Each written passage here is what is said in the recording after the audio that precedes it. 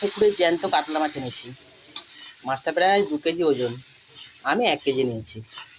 এবার মাছের মশলাটা হয়ে গেছে, মাছটা রান্না করছি। মাছটা ভাজাও হয়ে গেছে, তোমায় দেখাচ্ছি। এই দেখো, মাছটা ভাজা হয়ে গেছে। এবার মাছটা আমি মশলার মধ্যে দিয়ে দিলাম। এইবার মাছের যে আলুটা দেবো, এই দেখো আলুটাও এবার দিয়ে দেবো আস্তে আস্তে। আগে জলটা দিয়ে নি, কারণ আলুটা সেদ্ধ করে ভাজা আছে। তারপর আলুটা দেবো। এই দেখো, এবার জল দিয়ে দিই।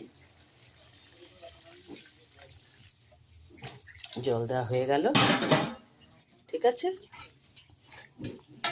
এইবার মাছের আলুটা দিয়ে, এই যে মাছের আলুটা দিয়ে দেবো, দিয়ে ঢাকা দিয়ে দেবো।